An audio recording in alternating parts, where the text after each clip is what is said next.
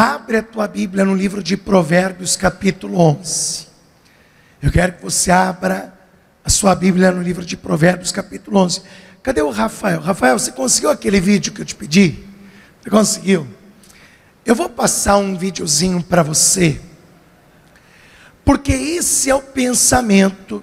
É um vídeo que eu acredito que muita gente aqui na sua infância já assistiu esse videozinho na sua infância, mas que explica muito bem como é que a maioria das pessoas que querem obter sucesso pensam. Como é que a maioria das pessoas que querem obter sucesso, elas pensam e acham que esse seria o caminho do sucesso, que isso é que tem que ser feito ou pensado para obter sucesso. Mas isso, eu quero que você veja nesse pequeno videozinho, um trecho de um desenho, né? É da minha época. Apaga a luz aí, pode apagar a luz. Mas é o jeito que muita gente pensa. Apaga a luz, acende das laterais para não ficar tudo escuro, né? Pode pôr, Rafael.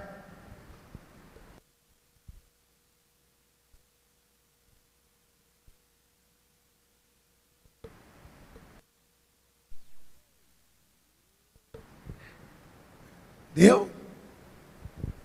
É que ele estava aqui na bateria.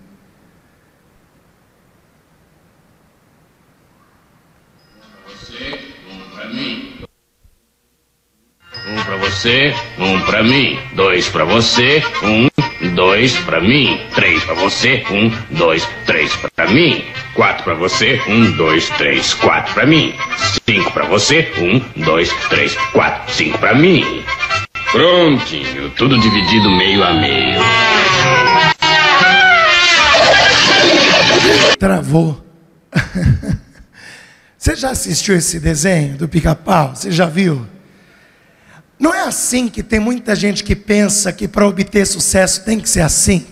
Pode acender a luz, pode acender a luz. Pode acender, pode acender. Tem muita gente que pensa como esse desenho para obter sucesso.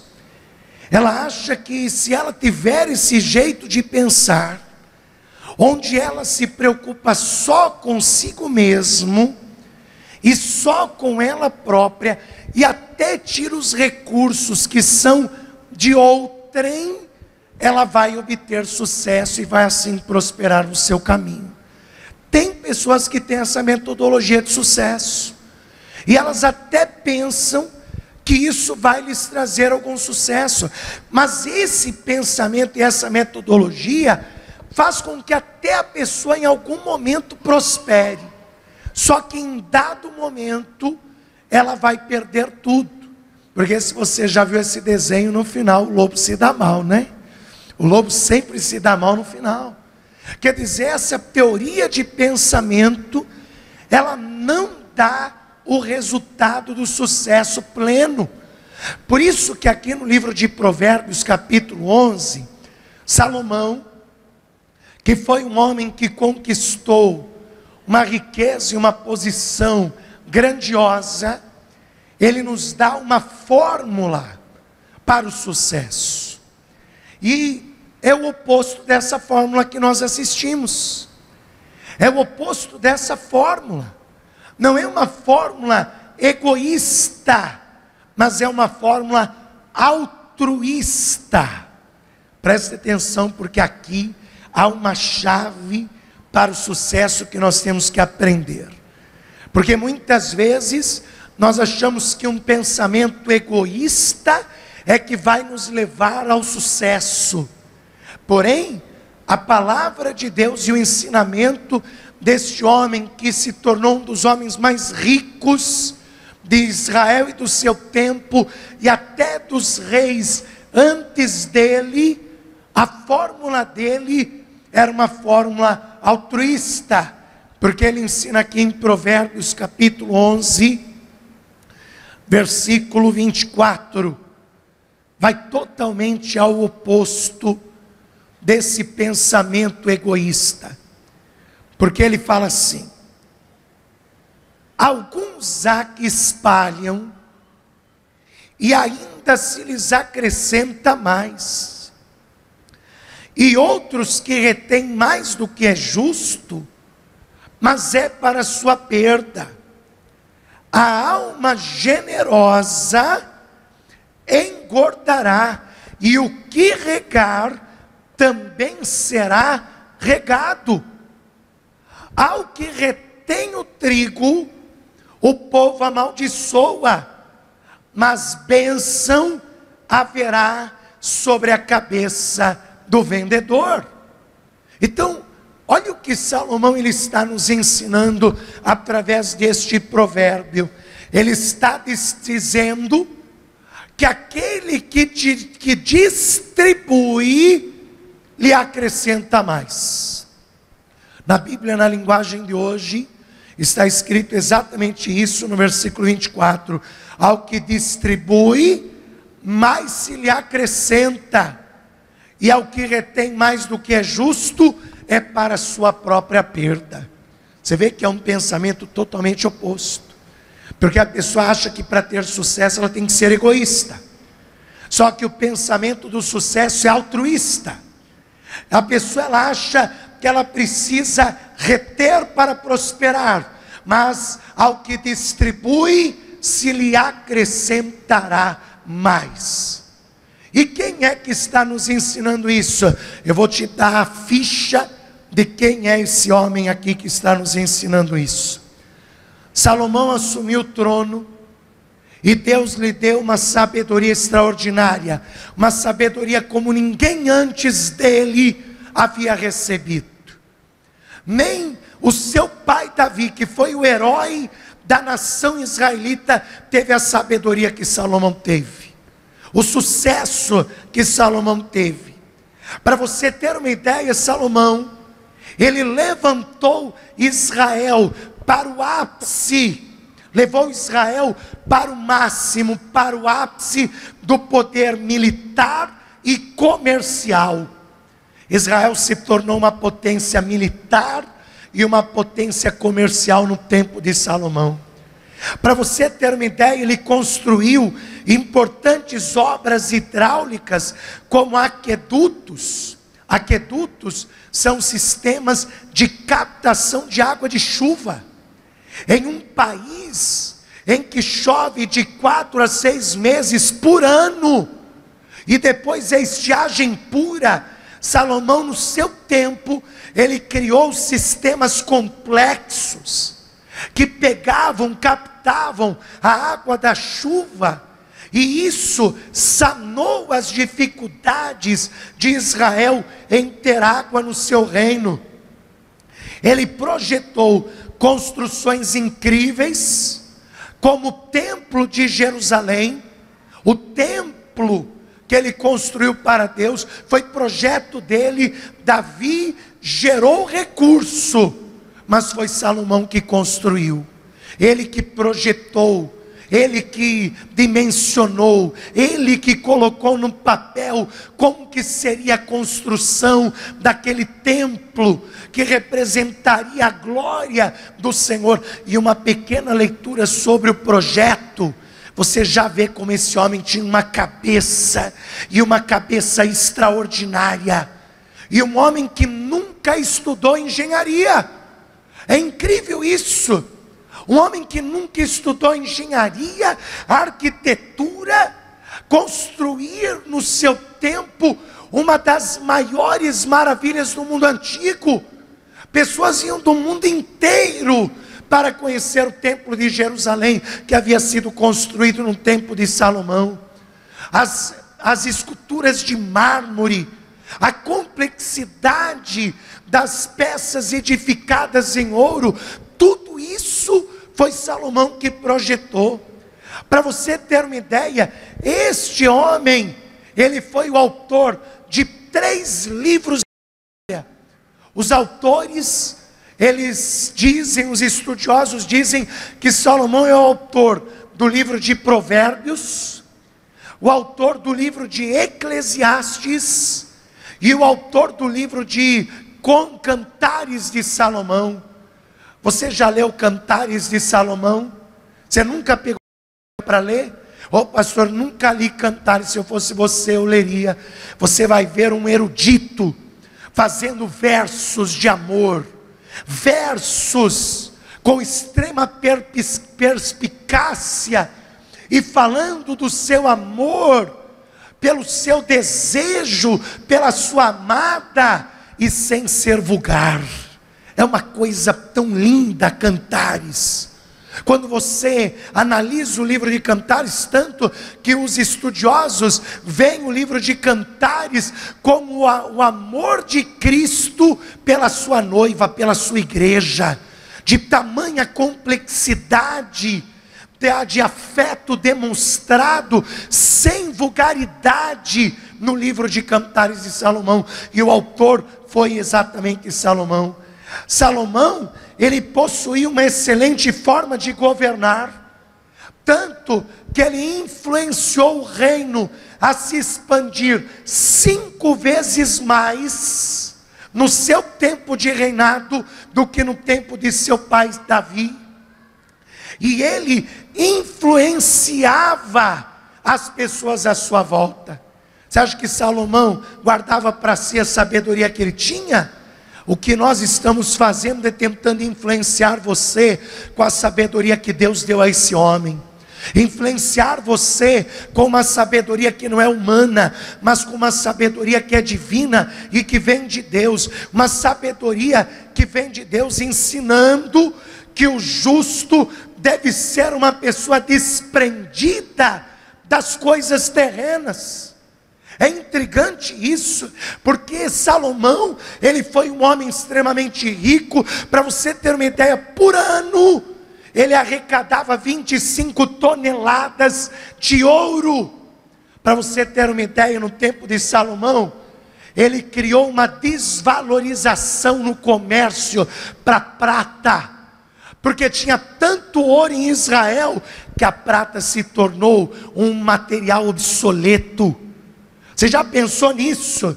Um país ser tão rico em ouro, ao ponto de a prata, que é o segundo metal mais precioso do mundo, se tornar como se fosse pedra, se tornar tão desvalorizado como qualquer outro material, tão desvalorizado como pedra, de tamanha quantidade de ouro, que esse homem conseguiu reunir no seu tesouro, reunir no seu palácio. Você já imaginou isso? Você já pensou nisso? E este homem conseguiu, com este pensamento que eu acabei de dizer para você, com este pensamento que nós acabamos de ler: ao que distribui mais se lhe acrescenta, e ao que retém mais do que é justo, é para sua perda. A alma generosa prosperará, e aquele que atende também será atendido. Mas ao que retém o trigo, o povo amaldiçoa, mas bênção haverá sobre a cabeça do que o vende. Foi esta metodologia, o segredo que Salomão usou para se tornar o homem mais rico de uma nação inteira. E eu vou te dizer mais: você acha que Salomão foi o único rico do seu tempo? Você acha que Salomão foi o único homem que alcançou uma riqueza nunca antes vista na nação de Israel? Engano seu. Há 12 homens, está escrito na Bíblia, 12 homens influenciados por Salomão, pela mesma sabedoria, que se tornaram provedores, que se tornaram tão ricos quanto, que se tornaram tão prósperos quanto. Quer ver isso? Vamos aqui comigo, na palavra de Deus. Primeiro livro de Reis, capítulo 3. Primeiro livro de Reis, capítulo 3.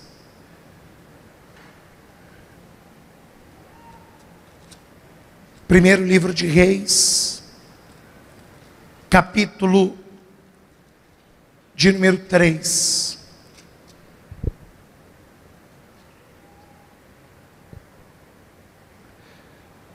Versículo 13. Salomão pediu sabedoria a Deus, E Deus falou para ele: eu vou te dar uma riqueza como nunca antes. Nenhum rei antes de ti teve, diz aqui. E também até o que não pediste te darei. Assim riquezas como glória, que não haja teu igual entre os reis, por todos os teus dias. Quer dizer, nenhum rei antes de Salomão, nem Davi, teve tanta glória financeira como Salomão teve, tanta riqueza quanto Salomão teve, por esta forma de pensamento que Salomão teve, pela sabedoria que ele recebeu de Deus. Aí aqui no capítulo 4, nós lemos assim no versículo 1: e assim foi Salomão rei sobre todo Israel, e estes eram os príncipes que tinha: Azarias, filho de Zadok, que era o sacerdote; Eliorefe e Aías, filho de Cisa, secretários; Josafá, filho de Aiude, que era o chanceler; Benaia, filho de Joiada, que era comandante do exército; Zadok e Abiar, que eram sacerdotes; e Azarias, filhos de Natã, estava sobre os provedores; e Zebude, filho de Natã, oficial mor, que era amigo do rei; e Aizar, que era o mordomo; Adonirão, filho de Abda, sobre o tributo. Agora olha o versículo 7: havia 12 homens tão ricos quanto Salomão, tão ricos. Deus disse: não haverá reis, mas não homens comuns tão ricos quanto você. É por isso que é aí que entra a brecha para mim e para você. Não haveria reis, mas eu não sou um rei, você não é uma rainha. Somos filhos de um rei, filho do rei, dos reis, do Senhor dos senhores. Mas vê que há uma brecha na lei para que você se torne tão próspero quanto Salomão, para que você se torne tão bem sucedido quanto Salomão na sua vida. Basta pensar como tal, basta buscar a sabedoria de Deus. Versículo 7: e tinha Salomão 12 provedores, 12 provedores sobre todo Israel, que proviam ao rei e a sua casa, e cada um tinha a prover um mês do ano. Você prestou atenção no que eu acabei de ler? Havia 12 homens sobre todo Israel, 12 homens que foram constituídos como provedores de Salomão. Agora pensa comigo: para você ser provedor de um homem rico, você tem que ser tão rico quanto ele. É verdade ou não é? É verdade ou não é? Como que você vai prover para um homem rico?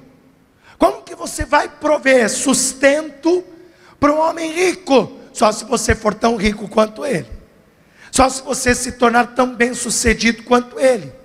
Agora, qual é o pensamento para que estes homens se tornassem provedores de Salomão? O pensamento era o seguinte: aquele ou aquela que distribui, mais se lhe acrescenta. Quer dizer, eu vou prover para a casa de Salomão, eu vou prover para o templo, porque o templo era uma extensão da casa de Salomão. Eu vou prover no mês de janeiro, eu vou prover no mês de fevereiro, eu vou prover para o mês de março, porque eram 12 provedores, cada provedor provia para o mês do ano. Mas primeiro eu vou distribuir para o rei e para a casa de Deus o meu tesouro, e conseguinte eu serei provido.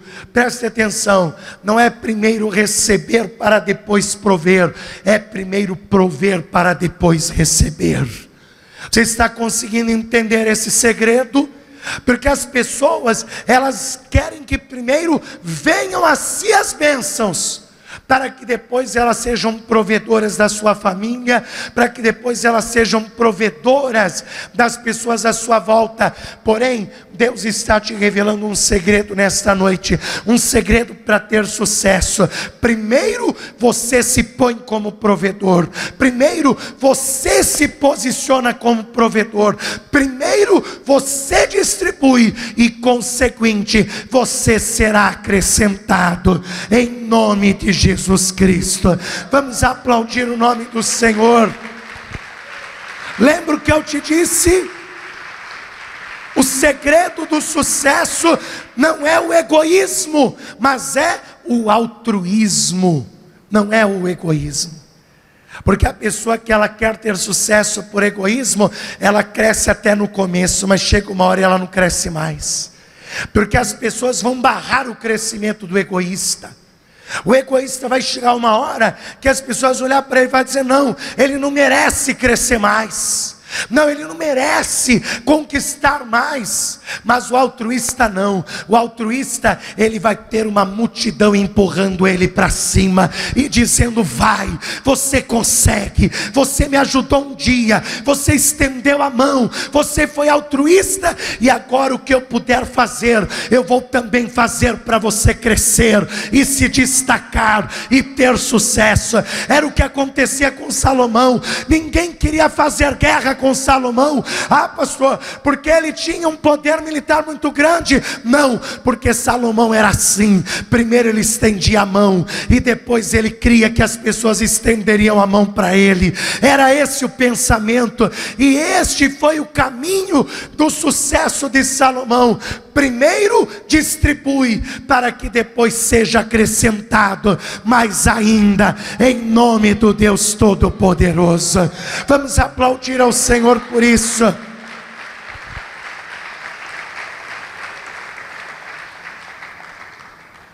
Deus, nesta noite, Ele quer fazer o mesmo com você. Ele quer te fazer um homem de sucesso, uma mulher de sucesso. Você quer ser um homem de sucesso, uma mulher de sucesso? Oh, pastor, é o que eu mais quero. Você quer ser uma pessoa de sucesso no teu caminho? Ser uma pessoa de sucesso nos teus negócios, na tua empresa, na tua vida financeira, na tua vida profissional? Então você precisa aprender esse segredo. Você precisa aprender este segredo. Aqueles 12 homens, eles aprenderam este segredo. Olha lá, 1 Reis capítulo 4, versículo 8. E estes são os seus nomes. Aqui é o nome dos provedores. Primeiro nós lemos os nomes dos trabalhadores, que eram os magistrados, os conselheiros, os mordomos. Eram aqueles que administravam, que ajudavam Salomão a administrar o reino, cuidavam da segurança. Só que agora é os provedores, que eram aqueles que tinham a responsabilidade de cada mês prover o sustento do rei Salomão, da sua família e o sustento da casa do Senhor. Diz aqui no versículo de número 7. E tinha Salomão 12 provedores sobre todo Israel, que proviam ao rei a sua casa, e cada um tinha a prover o mesmo ano. E esses são os seus nomes: Ben-Hur, nas montanhas de Efraim, Ben-Dequer em Macás, e em Saalabim, e em Bet-Semes, e em Elon, e em Bet-Anã, Ben-Ezed em Arubote. Também este tinha a Socó e a toda a terra de Éfer. Ben-Abinadab em todo o termo de Dor. E tinha este a Tafate, filha de Salomão, por mulher. Baaná, que era filho de Ailude. E tinha a Taanaque e a Megido, e a toda a Bet-Seã, que está junto a Zaretã, abaixo de Jezreel, desde Bet-Seã até Abel-Meolá, até Dalém do Joquimão. O filho de Geber em Ramote-Gileade, e tinha este as aldeias de Jair, filho de Manassés, as quais estão em Gileade, e também tinha o termo de Argobe, o qual está em Bazã, 60 60 grandes cidades com muros e ferrolhos de cobre. Você percebeu que eram tudo donos de terras, de cidades, de propriedades, casados. Agora você viu que um aqui era até casado com uma das filhas de Salomão. Não podia ele dizer assim: sogrão, me sustenta aí porque eu casei com a tua filha. Não, é você que vai me sustentar. É você que vai me sustentar. Você quer casar com a minha filha? Então, olha, vou fazer isso com a minha filha. Vou fazer isso. Vai chegar um marmanjão falando assim: quero casar com a Valentina. Eu vou dizer assim: você quer casar com ela? Você vai ter que me sustentar. Eu não vou te sustentar, não. Não sou eu que vou te sustentar. Você, que é isso, pastor Daniel? Quer que eu sustente o senhor? Lógico. Ué, para casar com a filha de Salomão, o neguinho teve que sustentar o rei. Para casar com a filha, teve que sustentar o sogro. Eu vou fazer isso. Boa ideia, viu? Quem tem filha já vai pensando no negócio, hein? Um bom negócio, hein? Um bom negócio. Aí você já vai saber as intenções do moço, né? Porque se o moço tiver com boa intenção, ele vai falar assim: eu sustento o senhor e sustento a filha ainda. Sustento, pode deixar, eu faço, né? Uma coisa de se pensar. Continua lendo. Ainadab, filho de Ido, em Maanaim, Ahimaas em Naphtali, e também, outro aqui, e também este tomou a Basemate, filha de Salomão, por mulher. Outro, está vendo? Ele fazia isso com todos os genros dele, gente. Estou chegando a essa conclusão. Você quer casar com a minha filha? Então você vai ter que me sustentar, pastor Tiago. Negócio, hein? Negocião, hein, pastor Tiago? Quer casar com a Belinha? Vai ter que me sustentar. Vai ter que sustentar, pastor Tiago. Ó, já vi dois aqui, ó. Já vi dois que casaram com a filha de Salomão, mas tiveram que sustentar Salomão, tiveram que ser provedor de Salomão, tiveram que prover sustento. Ó, continua, versículo 16. Baaná, filho de Uzai, em Azer e em Bealote, Josafá, filho de Paruá, em Isacar, Simei, filho de Ela, em Benjamim, Geber, filho de Uri, na terra de Gileade, a terra de Sião, rei dos amorreus, e de Og, rei de Bazã, e só uma guarnição havia naquela terra. Eram, pois, os de Judá e Israel muitos, como a areia que está ao pé do mar em multidão, comendo, bebendo e alegrando-se. Preste atenção nisso. É esse o futuro que Deus quer para você. Não é um futuro de miséria, de pobreza, de desgraça. Ele quer para você um futuro de alegria, onde você tenha sustento para comer, para beber e desfrutar. Mas para isso, o segredo é esse: há quem esteja disposto a distribuir para que se acrescente mais. Que você aprenda esta lição e você vai ter sucesso no teu caminho, em nome de Jesus Cristo. Vamos aplaudir o Senhor e se coloque de pé no seu lugar. Fique de pé no seu lugar. Agora, por que esses homens se tornaram provedores de Salomão? Porque pensavam desta forma como Salomão pensava. Eles pensavam assim: não é com egoísmo que eu vou ter sucesso, cuidando só da minha própria casa, me preocupando só com o meu próprio umbigo, mas é com um pensamento altruísta, cuidando da casa do rei, cuidando da casa do Senhor, que Deus vai me prosperar, e eu vou então ter capacidade para sustentar tanto o rei, quanto a igreja, quanto a minha casa, e quanto a minha família. Quando você tem esse pensamento altruísta, aí Deus te acrescentará mais. Deus te acrescentará mais. Agora, se você falar assim: não, pastor, meu pensamento é como do desenho, Eu quero fazer como o lobo, como a raposa. É 1 para você e 2, 3 para mim. É 2 para você, 4, 5, 6 para mim. É 7 para você, 8, 9, 10 para mim. É assim. Eu já vou te dizer qual é o teu futuro. Um sucesso limitado. Tem teto o teu sucesso. Você vai subir 1, 2, 3 degraus, mas vai chegar uma hora que você não sobe mais, porque vão começar a trabalhar para você rolar a escada abaixo. Escuta o que eu estou te dizendo. Porque é assim. Você começa a subir os degraus com egoísmo. Você sobe 1, sobe 2, sobe até 3.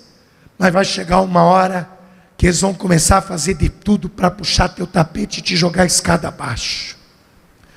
Mas quando você busca sucesso com um pensamento altruísta, aí, meu filho, você tem torcida pelo teu sucesso. É verdade. Você tem torcida pelo teu sucesso. As pessoas torcem para te ver lá em cima e não lá embaixo. Elas torcem pelo teu sucesso, torcem para que você tenha êxito, torcem. E principalmente quem quer ter sucesso, ele tem que ter visão. Ele tem que ter visão. Isso que Salomão está ensinando é visão. É visão. Você já ouviu falar em visionário? Uma pessoa visionária é uma pessoa que enxerga o que os outros não enxergam. Porque a maioria enxerga o que é para ter sucesso? Primeiro eu, depois você. Não é assim que a maioria pensa? Ah, para mim poder ter sucesso, primeiro eu, depois você. É assim que uma pessoa que quer ter sucesso, que não tem visão, pensa. Só que isso é ser visionário. É ver o que a maioria não enxerga. É enxergar o que a maioria não está enxergando. Porque se você enxergar este ensinamento e começar a pôr em prática na sua vida, você pode ter certeza. Hoje você estende a mão. Hoje você está estendendo uma mão. Amanhã vai ter 2 estendidas para você. Hoje você estende e ajuda. Amanhã serão 4 mãos se estendendo para ajudar você, para subir mais um degrau. É assim que funciona. O sucesso de Salomão foi assim. Por que você acha que não havia guerra contra Salomão? Porque ele era sábio, bonitinho? Não. Porque Salomão estendia a mão. A rainha de Sabá foi lá no palácio para pegar Salomão. Acho que esse homem não é tudo isso que falam, não. Sabe o que diz a Bíblia? Diz que ela perdeu o fôlego. Ela perdeu o fôlego. E sabe o que fez ela perder o fôlego? Não foi as palavras de Salomão. Ela começou a ver como Salomão tratava os outros à sua volta. Como que ele tratava os seus servos. O se vestir, o se portar, o se comportar. A forma que Salomão conduzia as pessoas à sua volta. E aí ela diz assim: eu não ouvi nem um pouco do que realmente é a tua glória. Eu não ouvi nem um pouco sequer do que é a sua glória. A verdade é essa. E Salomão conquistou tudo isso através desta sabedoria que Deus deu para ele. Há quem distribui e mais se lhe acrescenta. Mas ao que retém mais do que é justo é para sua perda. A alma generosa prosperará, e aquele que atende também será atendido. Mas ao que retém o trigo, o povo amaldiçoa. Mas bênção haverá sobre a cabeça do que o vende. Bênção haverá sobre a tua cabeça. Bênção de provisão. Provisão. Só vive provisão quem tem visão. Só vive provisão quem tem visão, e eu preciso orar e ungir você para que Deus abra os teus olhos. E é isso que eu vou fazer. Só que eu tenho que fazer esta pergunta: se há alguém aqui que ainda não entregou sua vida a Jesus, entregue a sua vida a Jesus hoje, porque esse é o primeiro passo para Deus começar a abrir tua visão, para Deus começar a abrir tua visão. E se há alguém aqui afastado, se reconcilie com Jesus hoje. Eu vou fazer agora a unção, mas eu tenho que fazer essa pergunta antes. Se há alguém aqui no nosso meio que quer entregar a sua vida a Jesus, ou que quer se reconciliar com Jesus nesta noite, pastor, eu quero. Levante a sua mão direita aos céus, que eu vou orar pela sua vida. Se você sente que há necessidade de uma reconciliação da tua vida com Cristo, levanta a tua mão que eu vou orar por você. Se você quer entregar a sua vida a Cristo nesta noite, entrega a tua vida a Jesus agora. Levante a sua mão direita que eu vou orar por você pela tua reconciliação com Jesus hoje. Quem aqui já está na presença de Deus, quer se reconciliar, vem aqui para frente. Quer se reconciliar, vem aqui para frente. Se houver mais alguém, vem aqui para frente. Vem aqui para frente que nós vamos orar por você. Se houver mais alguém que queira entregar a vida a Jesus, se reconciliar com Jesus, vem aqui para frente que eu vou orar por você. A igreja estenda as mãos, vem cá, vem cá. Eu já vou fazer a unção do provedor, mas deixa eu orar por estas almas. Vem cá, vem cá, vem aqui diante do altar. A igreja estenda as mãos em direção destas vidas.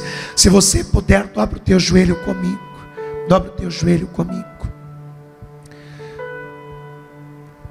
Você que está entregando sua vida para Jesus, ou se reconciliando, também se reconciliando. Então ora assim comigo: meu Deus e meu Pai, eu quero pedir o perdão dos meus pecados, das minhas falhas, pois neste momento eu quero me reconciliar com o teu Filho Jesus Cristo. Perdoa os meus pecados, as minhas falhas, e abençoe a minha vida, para que eu sinta novamente a alegria da salvação, em nome de Jesus. Deixa eu orar por você agora. Pai bendito, Deus amado e todo-poderoso, Senhor, como igreja, nós intercedemos por estas vidas que estão se reconciliando com o teu Filho Jesus Cristo nesse instante. Meu Deus, perdoe os pecados, perdoe as falhas, perdoe os erros, porque estas vidas estão se reconciliando contigo nesse instante. Senhor, coloque as tuas mãos sobre a vida deles e abençoe-os com o teu poder. Meu Deus, lhes conceda a tua graça, lhes conceda a tua bênção, que eles sejam abençoados pelo seu poder, e que eles desfrutem da tua graça e da graça salvífica do teu poder. Meu Deus, reconcilie este teu filho contigo, e quando findarmos esta oração e esta pessoa se colocar de pé, meu Deus, que ela tenha certeza da bênção de Deus na sua vida, em nome de Jesus. Que assim seja feito, para a glória do teu santo nome. Amém e graças a Deus.